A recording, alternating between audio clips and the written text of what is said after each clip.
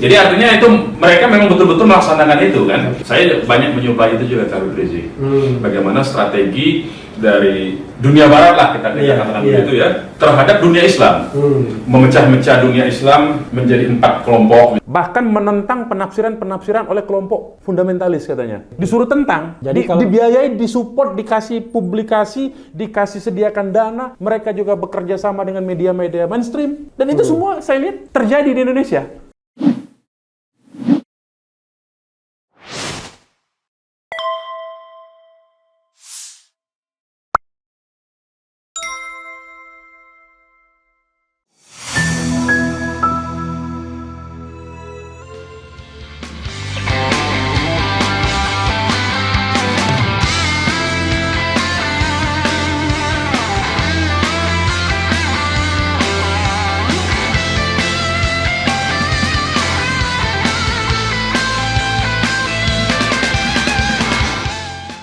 Jadi Bung Maman aja ya, Bung Maman. Ini Bung Maman walaupun sama-sama Palembang, ya saya harus tetap menghargai tamu saya, ya orang yang penting, yang mungkin saja, who knows, ya kan, tiba-tiba ternyata Presiden Republik Indonesia Munarman, ini kan luar biasa. Maka orang Palembang atau Sumatera Selatan memiliki presiden, tidak hanya calon presiden, calon wakil presiden. Dulu ada kan calon wakil presiden kan? Ada.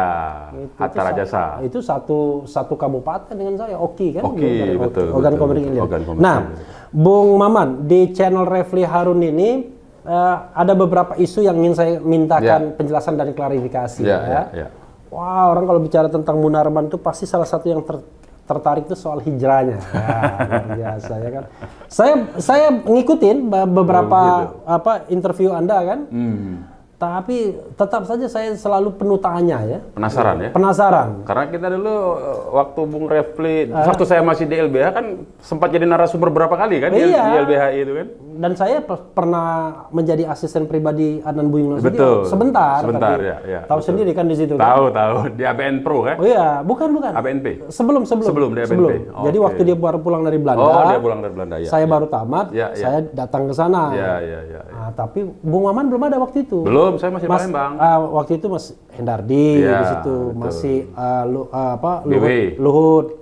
Luhut di LBH Jakarta. Iya, tapi kan satu gedung. Satu gedung, betul. Kemudian BW kan, Bambang Wijoyanto. Teten ada, jangan lupa. Teten Mas Duki saya malah nggak ketemu. Oh, nggak ketemu ya? Iya, nggak ketemu. Oh, dia di Bandung berarti masih. Iya, Teten Mas Duki nggak ketemu. Jadi bingung saya ngapain ini? Soalnya ya cuaca perpolitikan panas juga waktu itu kan. Karena menjelang pergantian. Kan Buyung pulang lagi 93 jadi LBH lagi.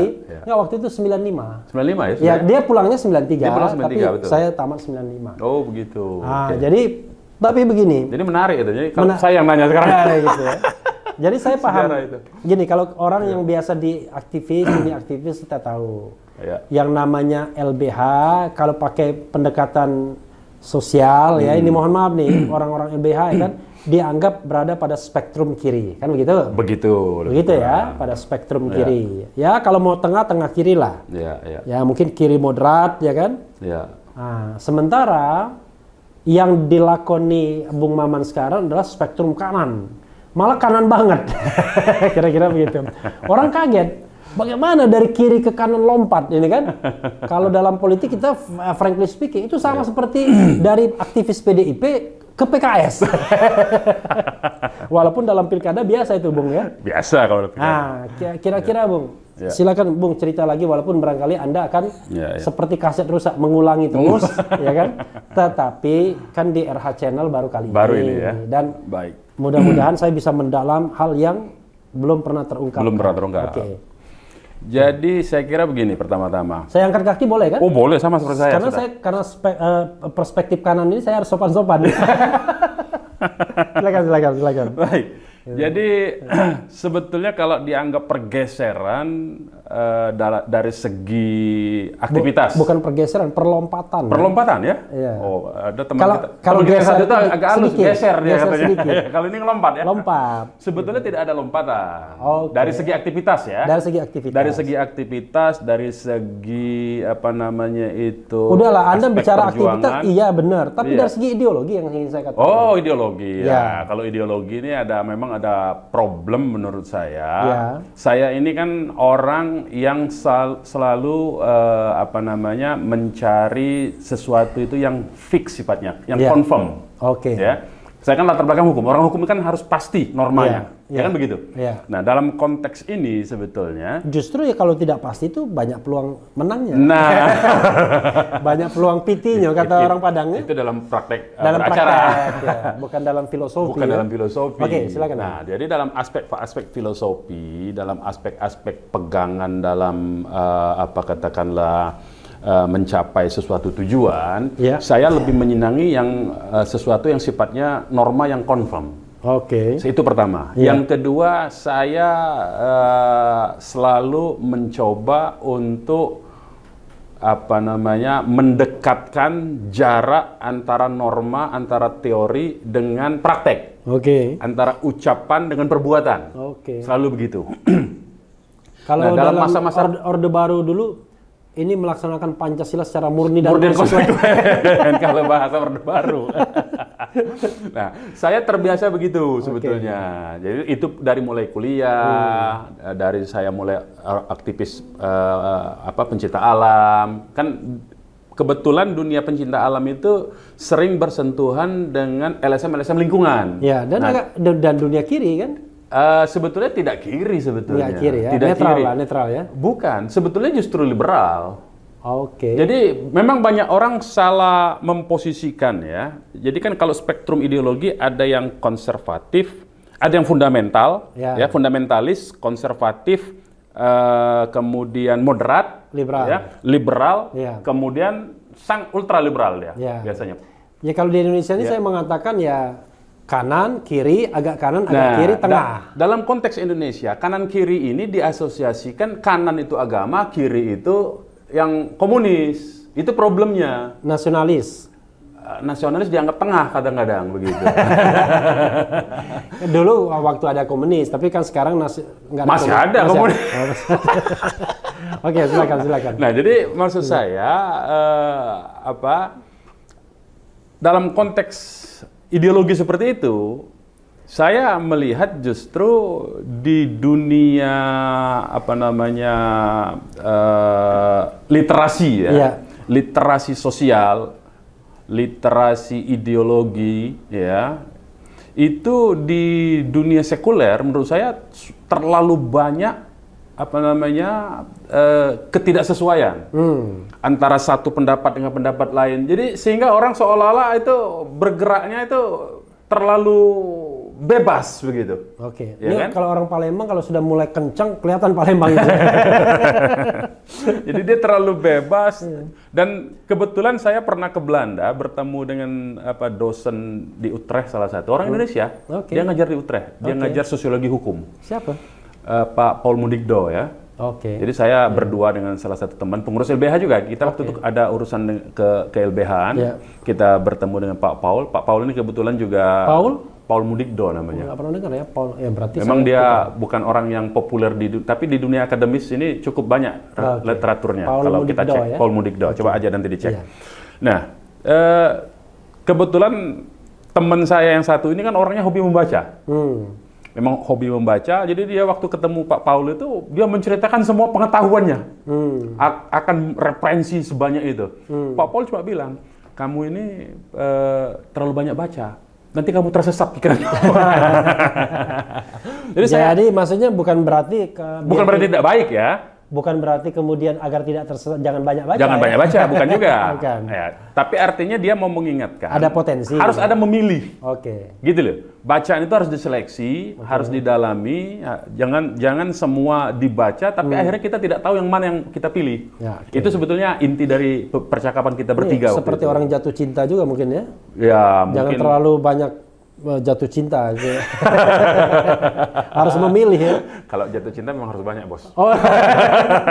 Jadi Palembangnya kalau udah ngomong bos. Nah, jadi kira-kira begitu. Jadi secara apa normatif, saya itu lebih menyenangi yang sifatnya firm. Nah, saya melihat dari seluruh referensi-referensi, pada akhirnya saya melihat referensi dalam dunia Islam yang cukup memberi konfirmasi sebetulnya. Kan begini, pandangan anak-anak muda, dulu kita masih muda itu, sangat sulit mencari referensi di dalam literasi Islam, buku-buku atau kitab-kitab tentang ilmu-ilmu negara yang dianggap trendy lah, ya karena ilmu kan politiknya, begitu kita lihat ilmu ekonominya, nama-nama gitu Yusuf Qaradawi, waduh udah mulai. Nah, artinya kan siapa lagi itu yang di Mesir itu? Ini Abdullah Azzam. Ya, yang kelompok Ikhwanul Muslimin itu, waduh udah mulai. Oh iya, Said Qutb. Ya, Said Qutb. Kira-kira begitu kan. Ada buku. Dulu di UGM saya juga begitu.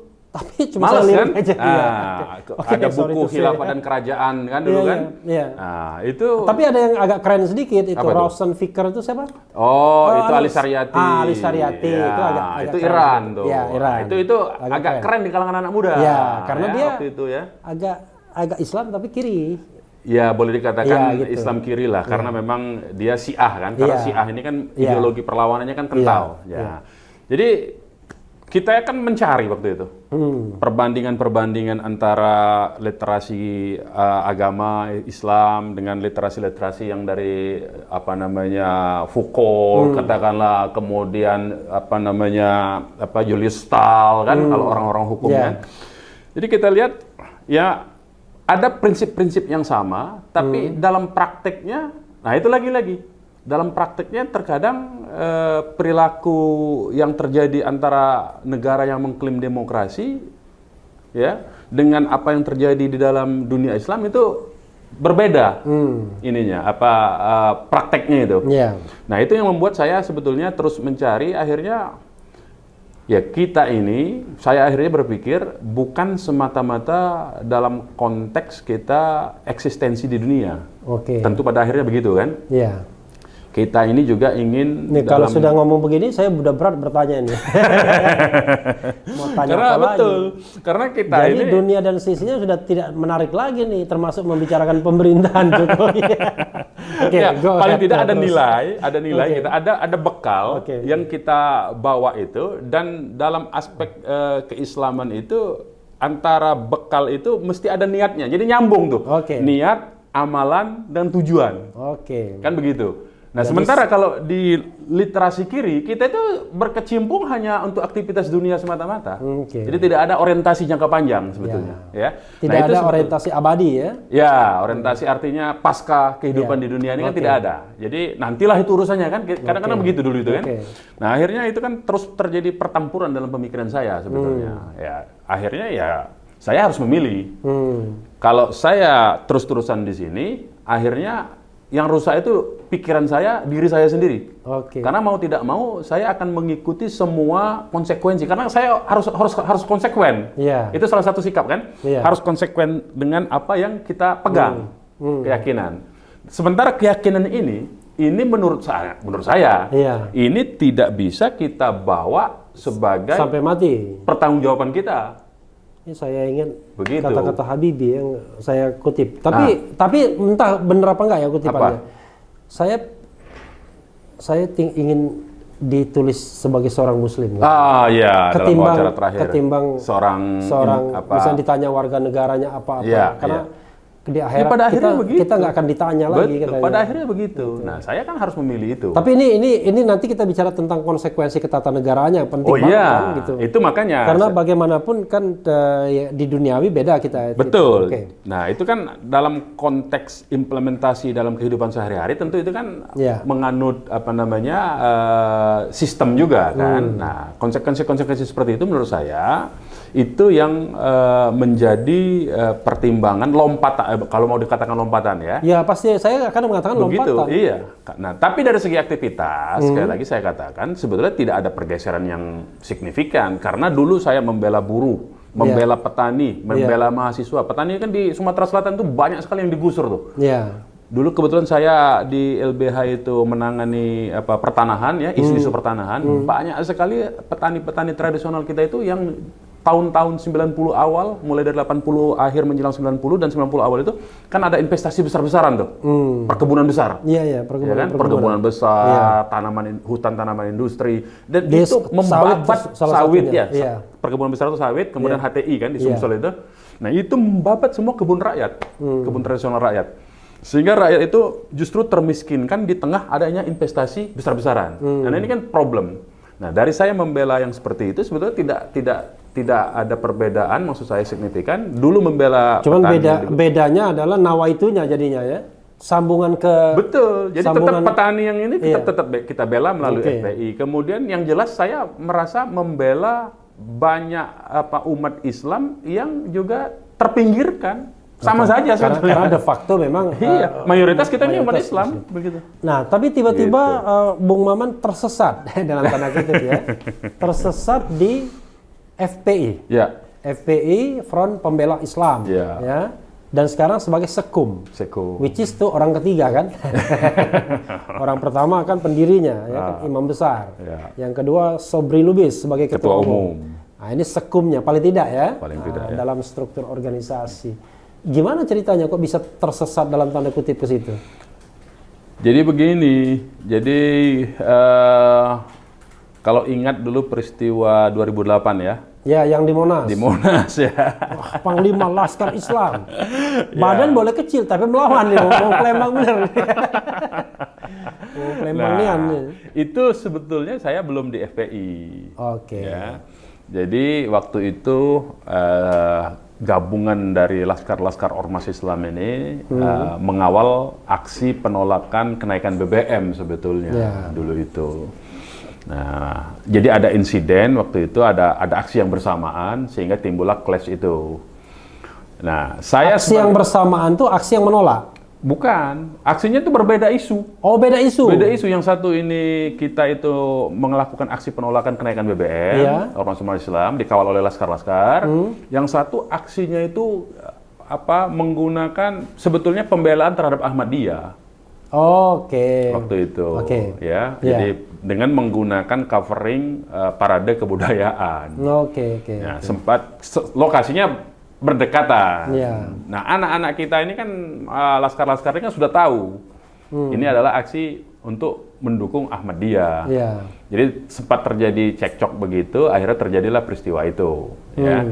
Nah, waktu itu kan sempat gelandang Bung Maman. Iya, jadi saya sebagai penanggung jawab kelaskaran waktu itu, karena itu waktu gabungan seluruh ormas Islam. Penanggung jawab kelaskarannya, akhirnya saya sempat diadililah katakanlah begitu. Ditangkap ya? Ditangkap. Dan saya bareng Habib Rizik gitu. Saya nggak tahu, nggak ngikutin ya persis. Ditangkap lalu diproses. Ditangkap, diproses, divonis. Divonis bersalah. Divonis bersalah. Berapa tahun? 1 tahun 6 bulan. Oh, sempat mendekam 1 tahun 6 bulan? Karena saya yang ambil asimilasi. Jadi lebih cepat saya keluarnya. Ada pembebasan bersyarat kan, 2/3 sudah bisa keluar sebetulnya. Jadi waktu itu sempat menjalani 1 tahun. Satu tahun. Berarti Anda sudah narapidana. Sudah sah. Itu maksimum hukumannya berapa waktu itu? Maksimum tuntutannya? 2 tahun. Oh, 2 tahun. Tuh 2 tahun masih bisa jadi presiden kalau itu. Di atas 5 tahun ya dihukum. Iya, masih bisa jadi presiden, masih bisa jadi menteri. Ya itu biarkanlah itu nanti. Iya. Karena kalau ancaman hukumannya 5 tahun, selesailah permainannya.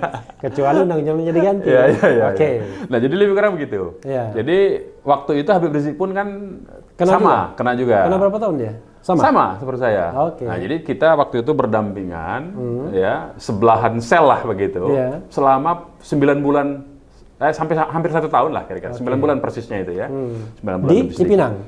Bukan, di Polda. Kemudian kita pindah ke itu sistem pemasyarakat kita ada yang disebutnya lapas terbuka. Jadi lapas terbuka itu untuk yang sudah asimilasi, yang sudah melewati 2/3, sudah melewati setengah masa hukuman, bisa dipindah ke situ. Jadi tidak seperti lapas. Jadi memang dia ininya pemasyarakatan kan konsepnya itu.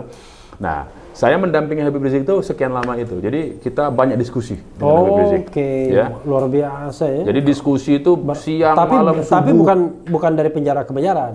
Dari waktu ke waktu di penjara. Tapi dari penjara ke penjara juga, penjara Polda ke penjara ke penjara Salemba, kemudian ke penjara situ. Mukhtar Lubis itu. Ini Tan Malaka itu. Oh, ya Tan Malaka. Tapi buku Mukhtar Lubis kan dari penjara ke penjara. Bukan, buku Tan Malaka itu yang ditulis Harry Pusser. Iya, Harry Pusser dari penjara ke penjara. Dari penjara ke penjara. Nah, jadi itu kita diskusinya siang, malam, subuh lah pokoknya. Iya. Nah, jadi banyak aspek juga yang saya pelajari. Jadi ini rahasianya mengapa seorang Munarman makin ke kanan dan Habib Rizik agak ke tengah. Karena kemarin itu luar biasa pidato Habib Rizik kan bicara tentang revolusi akhlak dalam perspektif Pancasila. Wah, luar biasa. Kalau itu beliau memang S2-nya tentang Pancasila. That's okay, tetapi kan pemikiran tengahnya ada di situ. Artinya beliau tidak ekstrim sebenarnya, tidak ekstrim. Sebetulnya Habib Rizik secara ideologi tidak ekstrim. Tidak ekstrim. Tidak kanan. Sebagaimana yang dipahami oleh banyak orang ya. Iya. Beliau itu aswaja. Oke. Aswaja itu memang tengah sebetulnya. Kalau dalam perspektif ilmu sosial politik yang ini ya, yang nah kita simpan dulu nih, kita simpan dulu. Nah nanti untuk bagian lain ya. Oke. Nah ini sekarang masih Bung Maman. Iya. Jadi setelah di penjara itu lalu gimana? Ya artinya kita ada proses, saya banyak menyerap apa yang katakanlah boleh disebutlah, saya banyak belajar lah dari beliau, ya dalam aspek-aspek ilmu keagamaan. Soal ilmu kebal juga enggak? Kalau Palembang itu ilmu kebal itu orang Banten. Kalau Palembang tuh dia bukan kebal senjata tajam, sudah lebih tinggi dia. Dia kebal cuka parah. Kalau kebal senjata tajam itu masih biasa itu, Pak. Cuka parah tuh orangnya ngerti nggak ya? Cuka ya? Itu yang menimpa Novel Baswedan. Iya cuka. Itu parah. asam nitrat. Asam nitrat. Ya, kira-kira begitu. Kalau orang Palembang orang lebih nguber ilmu itu daripada ilmu kebal sajam. Karena itu mainannya lebih berbahaya. Ini kita ini main apa di perdukunan? Oke, menyimpang sedikit. sedikit. Biar orang tahu juga budaya Palembang. Budaya Palembang. Ya. Kalau ada kopi sini, ada kemudian pisang goreng selesai sampai malam gitu sampai subuh. Jadi begitu. Nah, saya banyak menyerap katakanlah ilmu-ilmu agama dari Habib Rizik ya selama. Mulai dari yang sederhana sebetulnya. Dari cara memperbaiki sholat. Kita dulu kan sholat aja. Tapi ternyata kan ada fikihnya sholat itu. Mulai dari taharonya, bagaimana tata cara sholat. Kita belajar ulang lah kira-kira begitu. Waduh, saya ini bisa menjadi murid Munarman nanti nih. Jadi saya cucu murid Habib Rizik. Cucunya Habib murid Habib Rizik. Jadi mulai dari hal-hal ibadah personal sampai pemikiran yang sifatnya perbedaan mazhab. Ya, perbedaan mazhab akidah. Bahkan saya dulu cuma tahunya itu perbedaan mazhab itu mazhab fikih saja, mazhab amalan. Ternyata ada mazhab akidah juga. Nah itu yang saya banyak belajar. Ya. Jadi lo gimana bisa belajar? Kan beda sel. Oh tapi diasimilasi itu ya. Kan ada waktu-waktu kan tidak di dalam ruangannya kita. Tapi bukan di hotel kan? Oh, bukan. Kita full Pak itu Pak. Kita full ya. Iya. Siapa tahu di hotel kan tiba-tiba bukan seperti yang lain-lain izin keluar-keluar itu. Pura-pura sakit. Pura-pura sakit, pura-pura kunjungan apa begitu. Kita enggak, kita full di situ ya. Jadi kita saling diskusi dalam waktu-waktu yang kita tidak berada dalam ruangannya, kita diskusi mendalam dan kita kebetulan juga saya banyak mempelajari soal-soal Zionisme. Jadi kalau saya fungsinya memberikan data dan informasi saja. Artinya kan misalnya ada dokumen-dokumen bagaimana misalnya ini ya. Kan saya dari LBH itu sudah mulai mengambil dokumen-dokumen ini karena kita ini haus akan strategi ya. Jadi kita mengambil dokumen-dokumen misalnya yang diproduksi oleh RAND Corporation ya. Misalnya judulnya itu Civil Democratic Islam. Kemudian ada bukan RAND Entertainment bukan RAND Entertainment ya. RAND Corporation ya. RAND Corp ya. RAND Corporation ini. Ini kan satu lembaga yang lembaga konsultan lah katakanlah, think tanknya US government dia. Jadi banyak sekali kebijakan-kebijakan pemerintah Amerika Serikat itu berdasarkan konsultasi dari dibuatkan dokumen arah kebijakan itu oleh RAND Corporation ini. Oke. Nah, jadi saya misalnya ambil contoh dokumen tentang RAND Corporation itu Civil Democratic Islam, kemudian Building Moderate Muslim, ya. Dokumen-dokumen itu kan terbitnya 2003, 2007 ya. Oh, setelah Setelah peristiwa itu sih. Enggak, maksudnya itu dokumen lama atau dokumen baru? Dokumennya terbitnya 2003, ada yang 2003, ada yang 2007, ada yang 2008, dia kan terbit terus tuh. Dan itu kajian tahun itu juga? Kajian tahun itu juga. Okay. Jadi dia bukan dokumen yang revealed setelah 30 tahun, bukan? Oh, bukan. Okay. Itu memang mereka disewa oleh Pentagon, oleh Kementerian Luar Negeri Amerika untuk bagaimana bersikap dan menyikapi dunia Islam dalam konteks ini tadi. Dua dokumen itu ya. Ada juga dokumennya tentang Palestina, bagaimana format Palestina masa depan. Kita sudah tahu sebetulnya apa yang dikatakan oleh Trump sekarang, misalnya pindah ibu kota ke Yerusalem, itu sudah ada di dokumen itu. Jadi artinya itu mereka memang betul-betul melaksanakan itu kan. Nah, saya banyak mencoba itu juga Habib Rizik. Bagaimana strategi dari dunia barat lah kita katakan begitu ya, terhadap dunia Islam. Memecah-mecah dunia Islam menjadi 4 kelompok misalnya, kelompok fundamentalis yang harus dimusuhi habis-habisan, harus dikerdilkan, kelompok tradisionalis yang digadang-gadang tapi digunakan bukan untuk bukan untuk diangkat sesungguhnya, tapi digadang-gadang untuk menghantam kelompok yang mereka sebut sebagai fundamentalis. Itu ada dalam dokumen itu. Kemudian kelompok modernis yang digadang-gadang untuk nanti jadi pemimpin di dalam setiap negeri-negeri Muslim. Kemudian ada kelompok sekularis yang patut Muslim tapi sekuler, tapi ini pun tetap diwaspadai menurut dokumen. Jadi saya banyak memberikan itu juga kepada Habib Rizik kan. Ini dokumen-dokumen dari orang-orang Barat saya bilang terhadap dunia. Jadi bukan cuma Indonesia, itu berlaku di seluruh dunia Islam, baik di Timur Tengah maupun ini. Dan itu masalah pokoknya itu kenapa saya artinya tadi itu istilahnya tersesat di dunia ini tadi. Saya lihat itu mendekati kebenaran. Jadi ada 2 dokumen ini, satu Civil Democratic Islam, satu Building Moderate Muslim. Di mana di dokumen Building Moderate Muslim ini bagaimana strategi mereka merekrut anak-anak muda dari kalangan Islam ya untuk dijadikan baik dia sebagai kelompok tradisionalis maupun kelompok modernis untuk menghantami kelompok-kelompok yang disebut dengan fundamentalis ini. Bahkan menentang penafsiran-penafsiran oleh kelompok fundamentalis katanya. Disuruh tentang. Jadi dibiayai, disupport, dikasih publikasi, dikasih sediakan dana, mereka juga bekerja sama dengan media-media mainstream. Dan itu semua saya lihat terjadi di Indonesia. Itu problem terjadi. Bagaimana media misalnya ya, kalau saya ini terlepas dari nilainya ya. Jadi kalau di Indonesia yang dia dimaksud dengan kelompok fundamentalis itu FPI. Menurut mereka begitu. Jadi mereka punya kategori kira-kira begini. Yang disebut fundamentalis kalau menyuarakan syariat Islam dan khilafah. Itu fundamentalis. Itu fundamentalis bagi mereka. Bagi mereka ya. Berarti FPI menyuarakan khilafah. FPI ini kan menyuarakan syariat Islam. Syariat Islam. Ya, khilafah kan ada di ininya, ada di anggaran dasar di visi misi. Kan itu yang diributkan oleh kelompok-kelompok yang nanti saya disebut itu sampai tadi. pada bagian itu ya, bagian politik FPI. Itu perlu penjelasan ini tuh. Perlu penjelasan itu dan tidak boleh terpleset. Tidak boleh terpleset. Otherwise susah nanti ya kan. Lalu setelah keluar dari penjara gimana? Tapi sebelum itu, kok bisa jadi panglima laskar Islam itu kan orang luar masih? Itu tadi.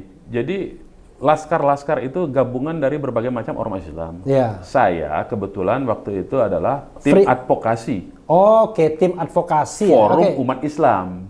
Forum Umat Islam ini dulu tempat forum dari berbagai macam ormas Islam. Bisa masuk tim advokasi itu pribadi, bukan pribadi, nama LBH bukan ya? Pribadi. Karena tadi tertarik sama Ustadz Abu Bakar Ba'asyir. Kan orang sudah tahu bahwa orang Islam ini sudah tahu bahwa salah satu pembelanya itu adalah saya. Jadi sehingga saya diminta kesediaannya. Kayak saya lah, begitu bikin channel yang agak menyinggung Munarman dan lain sebagainya diundang 212. Sama seperti waktu Bung Refli pertama menyuarakan tentang proses pemilu, kemudian direkrut Oleh Cetro. Oleh Cetro kan waktu itu. Atau oleh MK. Ya? Oleh MK. Ya, Kan kira-kira begitu kan. Warna-warna kehidupan. Nah, ya kan? saya pun begitu dulu karena saya ya. dianggap salah satu pembelanya. Mereka rekrut. Mereka tawarkan untuk juga. Itu saya masih di LBH sebetulnya. Masih di LBH. Waktu di forum di Laskar Islam itu masih di LBH. Udah keluar kalau itu. Tapi waktu saya tim advokasi itu masih di LBH. Oke, itu udah clear ya. Udah clear. Keluar dari penjara gimana?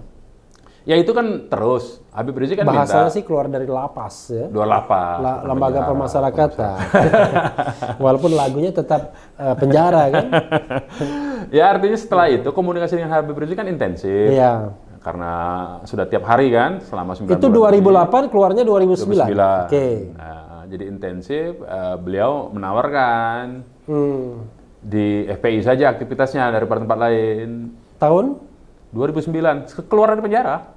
Oh, saya kok nggak ngikutin ya. Baru terakhir ini saya lihat Munarman sekum. Sebelumnya 2009. Sejak 2009 sudah sekum. Belum. Jadi saya itu 2009 itu salah satu ketua saja. Oke. Jadi saya sempat bantu pertama-tama saya jadi salah satu ketua bidang nahi mungkar. Iya. Kita Luar biasa. Ya.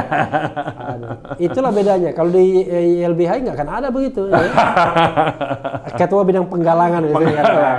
Ada tuh di LBH ada. Iya, bidang penggalangan. Nah setelah itu saya sempat jadi, saya pikir karena referensi saya cukup banyak, jadi saya udah saya jadi ini aja, jadi ketua badan ahlinya lah. Badan ahli itu semacam dewan pakar lah. Oke, Bahli ya jadi ya. Ya, badan ahli kan. Bukan Bahlul. Sempat itu juga, itu sampai dengan 2013. Ya, 2009 sampai 2013 begitu. Nah, kemudian 2013 itu 2009 sampai 2013 saya jadi ketua nahi mungkar. Kemudian 2013 sampai 2015 saya jadi ketua badan ahli. Oke. Nah, bahkan sempat jadi ketua bidang keorganisasian lah kira-kira begitu.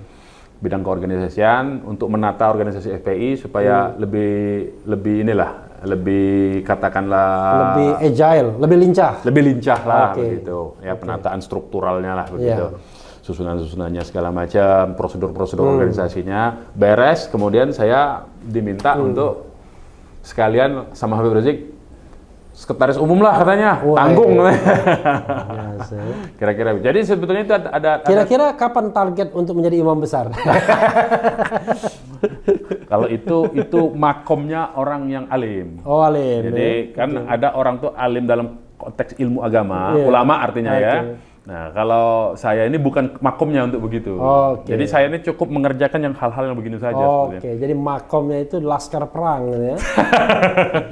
Makomnya bukan di Madinah, tapi di medan-medan pertempuran. Lebih kepada strategi lah kalau lebih Persia dan Romawi. Lebih sederhana itu kepada strategi saja sebetulnya. Karena strategi ini kadang-kadang umat Islam ini mayoritas bukan cuma umat Islam, bangsa kita Indonesia ini saya kira kelemahan utamanya itu ada di manajemen strategisnya. Jadi kita itu kalah dengan Barat, ya, karena kita lemah dalam strategi pencapaian.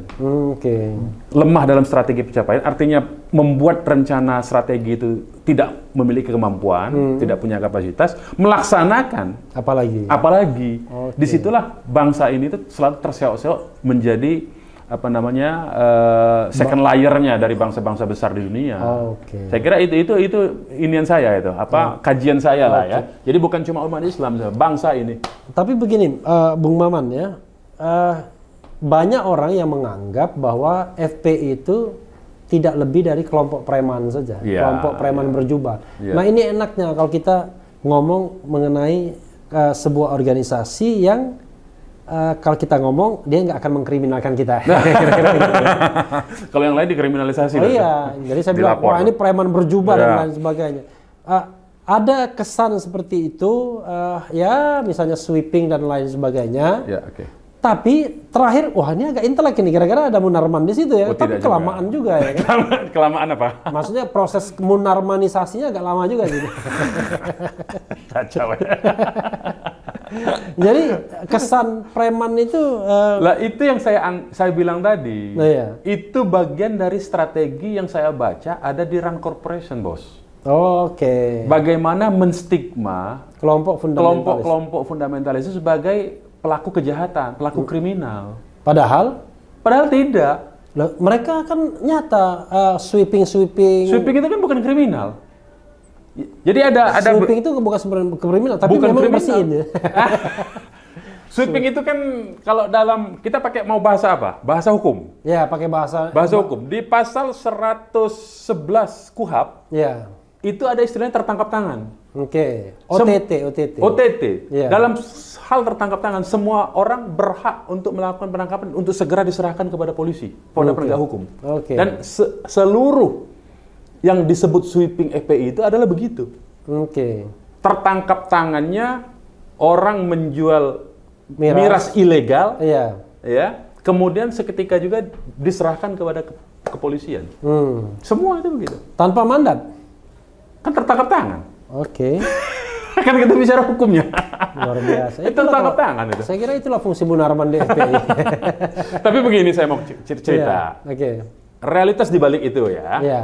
Nah, jadi saya teliti ini, walaupun saya belum di FPI waktu itu, saya gali. Ini kenapa sih sering kejadian FPI sweeping tadi sudah ada wartawan yang standby, yang nongkrong di situ standby. Iya. Saya teliti terus itu, lama saya teliti.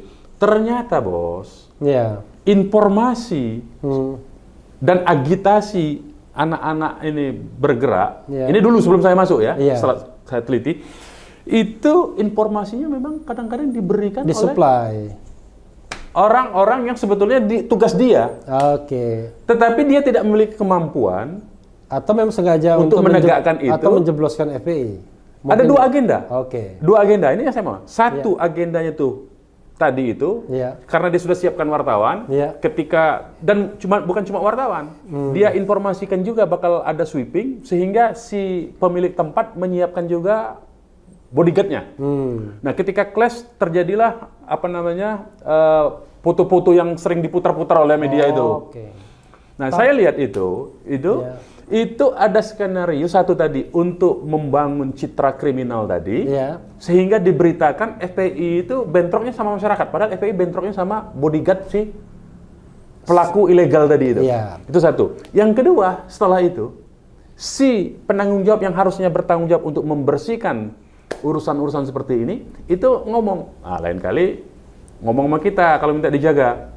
Artinya ada setoran, bos, ada upeti, bos. Iya, saya pernah bingung, pas saya datang. Kan saya udah dengar juga ini. Kan?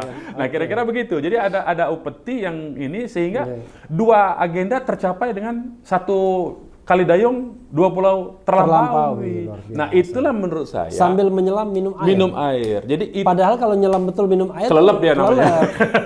Dan itu tidak disarankan. Nah, itu yang menurut saya bagian dari rencana Run Corporation itu tadi. Untuk menstigma, melabel segala macam, dan itu diakui. Ya, ini nanti kita akan bicara politik FPI ke depan ya. Nah, begini, Bung, saya tahu ya, yang namanya orang mau berhijrah dalam terminologi kita ya, itu nggak gampang pasti. Waduh, godaannya pasti lebih besar, dan biasanya kenikmatan duniawinya agak berkurang. Kan Anda kan advokat tuh. Waduh, kalau mantan ketua YLBHI buka kantor advokat dan profesional, itu bisa kaya raya kan? Betul sekali. Saya waktu jadi ketua LBH itu, dan saya sempat menjadi tenaga ahli Jaksa Agung. Woi, apalagi 2005. begitu. Anda goyang-goyang sedikit itu memang banyak. Ada banyak orang yang datang ke saya dalam urusan satu tindak pidana korupsi, dan dia nawarin tahun itu 2005 itu 6 miliar, bos. 6 miliar? 6 miliar. Kalau Anda masuk biaya biaya advokasinya haji itu orang kan udah banyak tuh kan? Udah banyak. Dianggap menghapus dosa, padahal dosanya tetap. Tapi yang naik haji ya tetap dapat pahala nih. Yang naik haji mah dia dapat pahala. Yang menaikkan haji tetap dosa. Nah, artinya yang begitu-begitu itu memang tinggi godaannya ya. Nah, bagi saya sebetulnya itu implikasi saja. Oke. Rezeki itu implikasi dari ini kita saja. Pilihan. Dari pilihan saja. Oke. sebetulnya, ya. Jadi Pilihan dan apa yang kita cari gitu ya. iya, jadi kalau kadang-kadang begini ya. Nah, ini saya buktikan soal rezeki ini. Waktu saya tadi di penjara bersama Habib Rizik, Iya. kan nggak kerja, Oke. kan nggak bisa beracara dong. Iya. Lalu anak istri gimana? Lah itu, alhamdulillah rezeki yang datang mendatangi kita, bos. Caranya? Ya orang datang kunjungan, ini umat kita ini luar biasa, umat Islam ini. Dia Iya. datang kunjungan ke penjara itu, Iya. memberikan ke kita. Oke. Kalau dikumpul-kumpul, penghasilan saya, Wah, waktu dikunjungi selama dalam penjara, dengan saya mencari uang di luar, sama aja. sama aja. Sama aja. Di penjara lagi aja kalau gitu. Nggak, ini artinya saya mau membuktikan. Jadi ini ada cerita riwayat di dalam kisah Islam ya, antara Imam Syafi'i dengan Imam Malik. Iya. Ini antar guru dengan murid ya. Iya. Imam Malik berkeyakinan rezeki itu akan datang. Oke. Sementara Imam Syafi'i berkeyakinan bahwa rezeki itu harus dicari. Oke. Dua-dua tetap dalam pendapatnya. Iya. Jadi dalam satu perjalanan ketika Imam Syafi'i berjalan, dia lihat ada orang sedang panen kurma, Iya. dia bantu. Iya. Dia bantu, kemudian dikasih dong Iya. imbalan membantu itu. Iya. Dia ingin membuktikan kepada Imam Malik bahwa rezeki itu ini buktinya. Pendapat dia tadi kan, Iya. dibawa ke Imam Malik. Ini, ya Imam Malik, ini apa? Kurma hasil Iya. saya. Ini kan bukti bahwa rezeki itu harus Dan Imam Malik makan kurma itu. Imam Malik makan kurma. Iya. Nah, inilah juga bukti bahwa rezeki itu datang ke saya katanya. Itu realitasnya ternyata. Artinya dua-duanya Dua-duanya mungkin. benar. Dua-duanya benar. Dua-duanya mungkin. benar. Iya, ya kan? mau memungkinkan. Jadi Allah tuh tahu. Iya, pintu kapan rezeki pintu dari rezeki itu mana aja. Dari mana saja. Nah, itu kalau soal rezeki. Jadi kalau kawan aku ngomong rezeki itu pecah balon. Nah, seperti balon ya. seperti balon. Jadi kalaupun ditekan di sini, Dia membal ke situ. membal ke tempat lain. Nah, itu yang penting kan. Maksudnya jangan khawatir. soal Jangan itu. khawatir. Oke. Jadi karena itu berdasarkan pengalaman saya, jadi saya tidak khawatir saja dengan rezeki. Serahkan saja. Yang penting kita melakukan amalan-amalan Iya. yang tetap dalam konteks sebagai ikhtiar itu saja. Ya itu sama pengalaman saya itu, Bung. Gitu ya? Jadi ketika bicara mengenai Akil Muhtar Oh, tahun iya. 2010, kan orang nggak mau lagi nih ke kita kan Betul. untuk ke MK. Wah, ini dimusuhin MK. Iya. Tapi kan bisa survive, tetap hidup kita. Nah, ya itulah kan? realitas. Oke. Kan? Jadi saya kira itu aja sebetulnya. Nah, Jadi, oke, itu soal rezeki. Ya, tapi kan Anda digaji di FPI? oh tidak. Enggak. Kita ini malah Iya. urunan kalau Lalu FPI dari ini. mana rezekinya Hah? tuh? Tetap praktek ya? Tetap praktek, saya punya kantor. tetap. Oke. Jadi di kantor kita ada tim kan. Insya Allah office ya, anunya. Insya Lillahi ta'ala office ya? Ya, jadi Law sama office. aja sebetulnya Oke. dengan apa yang kita lakukan di LBH. Oke. Gitu.